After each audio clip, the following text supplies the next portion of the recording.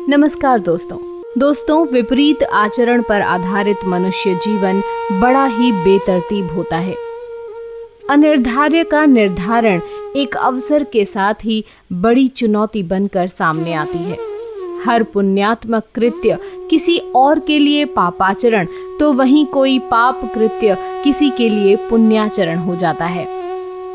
जीवन में हम कर्मों का फल पुण्य और पाप के रूप में भोगते हैं। तो दोस्तों, आज की इस वीडियो में हम आपके लिए एक ऐसी कहानी लेकर आए हैं जिसका शीर्षक है पाप कहाँ कहाँ जाता है। एक बार एक ऋषि ने सोचा कि लोग गंगा में पाप धोने जाते हैं, तो इसका मतलब हुआ कि सारे पाप गंगा में समा गए और गंगा भी पापी हो गई। और फिर उन्होंने अब यह जानने के लिए तपस्या की कि पाप कहाँ जाता है। तपस्या करने के फलस्वरूप देवता प्रकट हुए। ऋषि ने पूछा कि भगवान, जो पाप गंगा में धोया जाता है वह पाप कहाँ जाता है। भगवान ने कहा कि चलो गंगा जी से ही पूछते हैं। दोनों लोग गंगा के पास गए और कहा कि हे गंगे, सब लोग तुम्हारे यहाँ पाप धोते हैं, तो इसका मतलब आप भी पापी हुई। गंगा ने कहा, मैं क्यों पापी हुई? मैं तो सारे पापों को ले जाकर समुद्र में अर्पित कर देती हूँ। अब वे लोग समुद्र के पास गए और कहा, हे सागर, गंगा जो पाप आपको अर्पित कर देती हैं, तो इसका मतलब आप भी पापी हुए। समुद्र ने कहा, मैं क्यों पापी हुआ? मैं तो सारे पापों को लेकर भाप बनाकर बादल बना देता हूँ।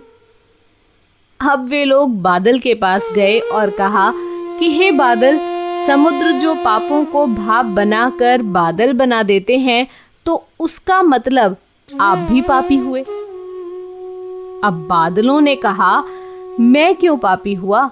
मैं तो सारे पापों को वापस पानी बरसाकर धरती पर भेज देता हूँ, जिससे अन्न उपजता है और जिसको मानव खाता है।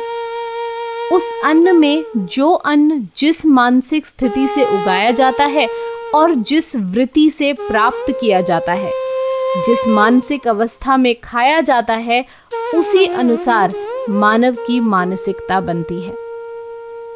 इसीलिए कहते हैं, जैसा खाए अन्न वैसा बनता मन।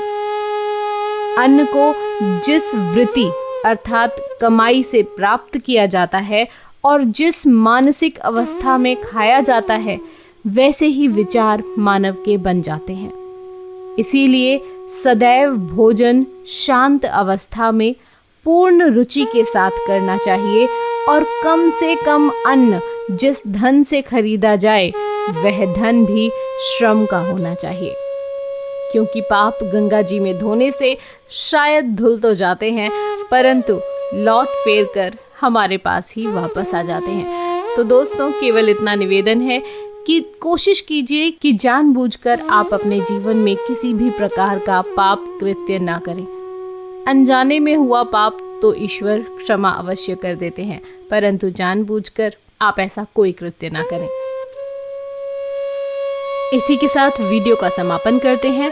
वीडियो अगर आपको पसंद आई हो तो लाइक करें, शेयर करें और हमारे चैनल को सब्सक्राइब जरूर करें। धन्यवाद।